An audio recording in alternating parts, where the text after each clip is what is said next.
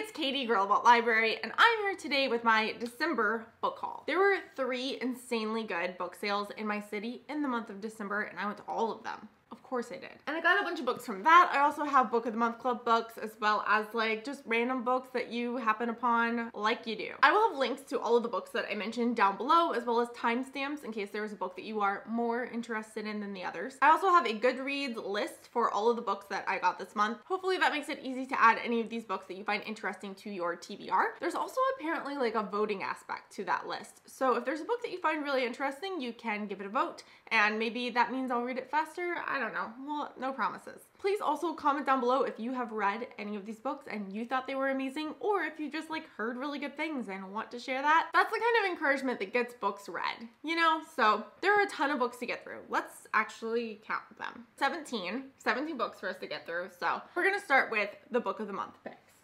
I got 2 different books this month from Book of the Month Club because I skipped last month and then used that credit this month. And so I got the Book of Essie and also No Exit. So the Book of Essie follows a character named Essie. She is on a TV program with her family called Six for Hicks, which not a huge fan of the name of that television program, but we're gonna just, it's fine. This book is obviously inspired by the Duggar family and like 16, how many kids do they have? 19 kids and counting.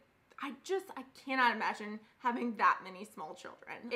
I have 1, and that is a lot most days. In the book, Essie is pregnant, and I think at first she tries to hide that from her parents, but then inevitably they find out, and the question becomes like, what are we gonna do? Obviously that doesn't quite fit their brand, and so there's a lot of discussion about what they're going to do with Essie and the child. Is she gonna get an abortion? Is she going to give the child up for adoption? Do we send her off and like try to come up with like some other plot line and make it seem like Essie went to like camp or college? This book is really intriguing to me because it seems like it could be just a very shallow exploration of that Duggar type plot line, but from what I've seen, the rating on Goodreads is 3.98, so people are really enjoying this book. But also just between like Instagram and YouTube, there are a ton of people whose reviews I really like appreciate and look to that have enjoyed this book, and so I'm excited to give it a try and see how it, you know, kind of like uses that Duggar plotline, but also gives you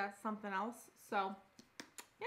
I also picked up No Exit, and this book has 4.19 stars on Goodreads, so already very excited. This is a suspense thriller, which doesn't this cover just like scream suspense thriller, like a highway that's hazy? This book follows a student named Darby. She is going on a road trip to visit her mother who is sick. I think she might be dying, and so it's really important that Darby get there as quickly as she can. She gets caught in a blizzard, thus the cover. Darby stops at a rest stop to try and like wait out the storm, and while she is there, genuine like tinglies and goosebumps reading this. Desperate to find a signal to call home, the exhausted young art student goes back out into the storm and makes a horrifying discovery.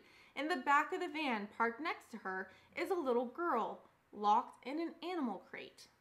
So not only is she trapped in a snowstorm, which is scary in its own right, but kind of fun social roulette she gets to play because she doesn't know who of her fellow travelers is actually a kidnapper. I'm so excited for this. Like, this is probably going to be one of the books I pick up first from this haul because it sounds really, really good. Part of that, I think, is because it has exquisitely controlled pacing, or that's what the book says, but I mean, ratings suggest that it's true, which to me is like the make it or break it for thrillers, which is probably why this book is doing so well on Goodreads, and I'm excited for it. I also picked up 2 other books not at book sales, and that is where.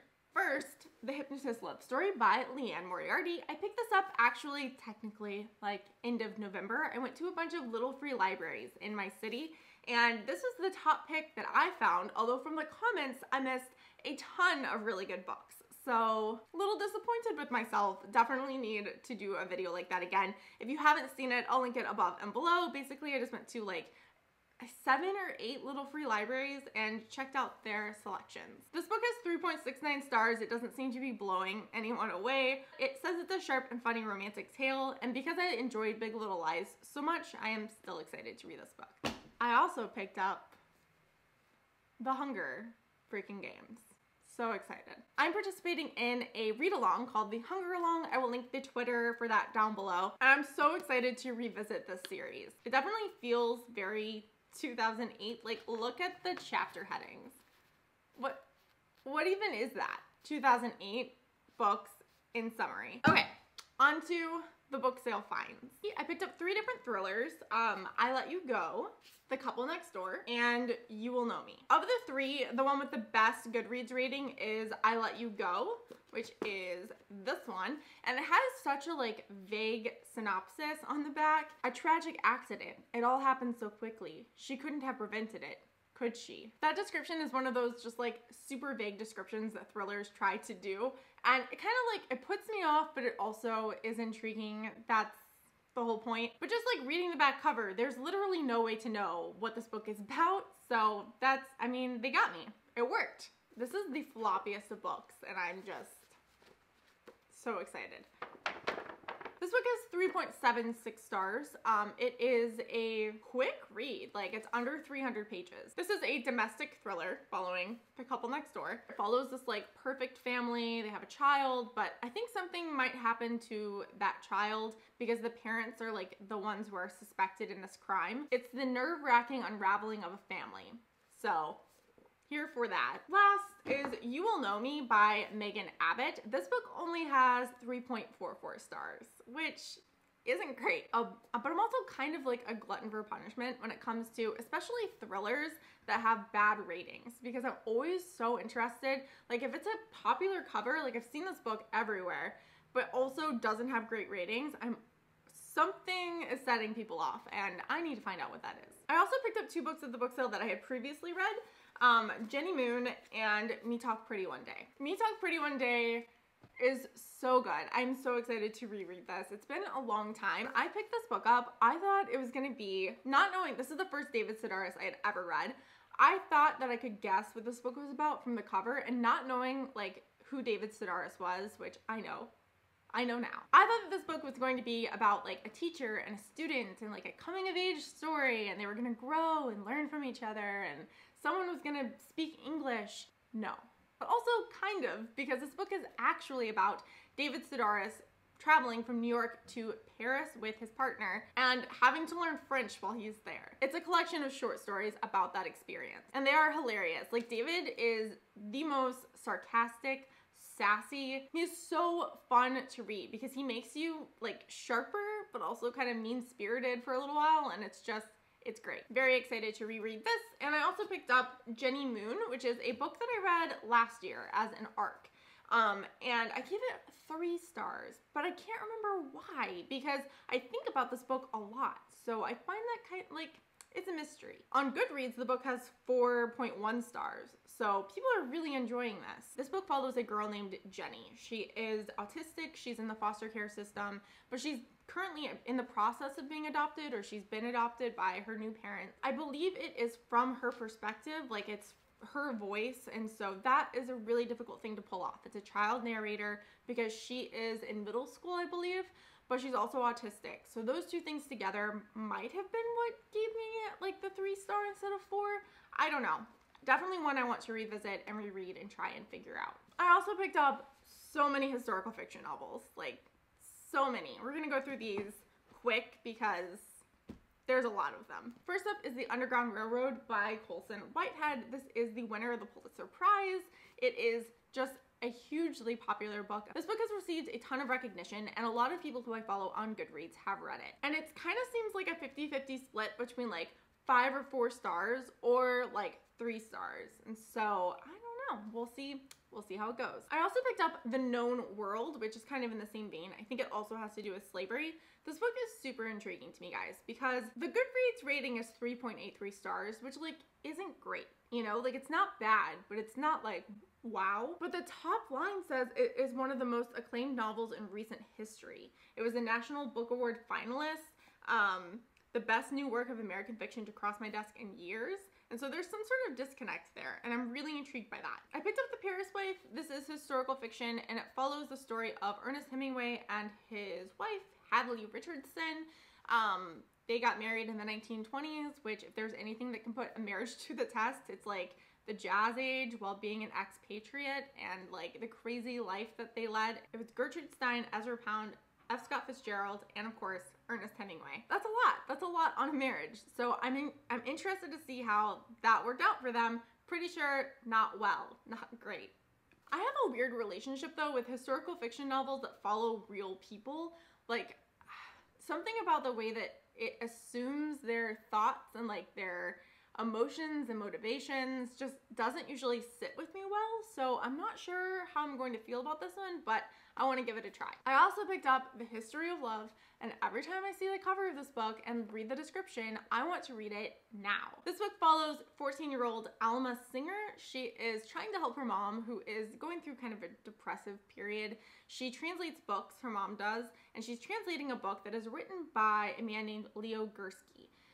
But Leo Gursky did not know that his book was published 6 years ago in Poland. The book was inspired by a long-lost love in Poland 60 years ago, so I assume World War II is involved somehow.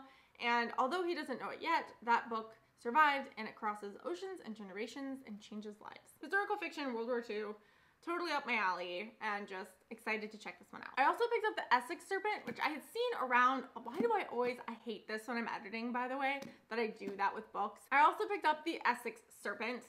I had seen this book cover around a lot, which is usually like how I pick books out at used book sales. Not the most scientific or like beneficial approach, but it's just how I do it. This book has 3.63 stars on Goodreads, so not great. But taking a quick peek at the Goodreads reviews, it seems like this book might have suffered from the hype that it received, and so I don't know. It's set in 1892, and the back says that it is part ghost story, part natural history lesson, part romance, and part feminist parable. Okay, that's a lot. I have three more, the stragglers of the group. I picked up American Psycho by Bret Easton Ellis. Ooh. Oh, bookmarks. Sweet. This is a book I actually picked up because my husband really enjoyed this book like a while ago and has asked me at least a dozen times since then if I've read it. I don't read horror very often, and this is like incredibly like dark and I believe pretty graphic horror, but like he doesn't either. It's the humor of it and like the social commentary that's really enjoyable, and so that's what I'll be reading it for as well. This book sounds like a really good read for Halloween, which, you know, knowing me means that it will probably continue to be on my shelf, my TBR shelf, until October of next year. I also picked up Salvage the Bones by Jesmyn Ward. This is the second Jesmyn Ward book I have on my shelf. Haven't read either of them yet, but this copy was in like such good condition and I've heard such good things about her that even though I haven't read the other book, I just went ahead and picked this one up anyway. This book is set in Mississippi during a hurricane, how the family survives a catastrophic hurricane on top of the fact that they're struggling anyway because they're living in poverty. And so it sounds really intriguing. I also picked up Never Let Me Go, which is a book slash like film adaptation that I really want to experience, but I want to read the book first because that's just what I try to do. I don't think you can tell from the description of this book, but pretty sure it has some dystopian stuff going on. All of these kids are at this school and there's something going on there. I was excited about this book when I picked it up at the book sale because it's one that I've been wanting to read. But also after visiting the Goodreads page for it, like it says it's an unforgettable edge of your seat mystery that is at once heartbreakingly tender and morally courageous about what it means to be a human. That is the definition of like the kind of books that I want and love to read. So very excited for this one. That is my December book haul. That was a lot of books. I feel a lot better now that that's done. Like I enjoy filming videos like this, but going through 17 books is a lot. I have a Goodreads list down below with all of the books listed, as well as other links to more information about those books. If you enjoyed this video, please give it a thumbs up and don't forget to subscribe for more bookish content. Thank you guys so much for watching and reading. Have a great day.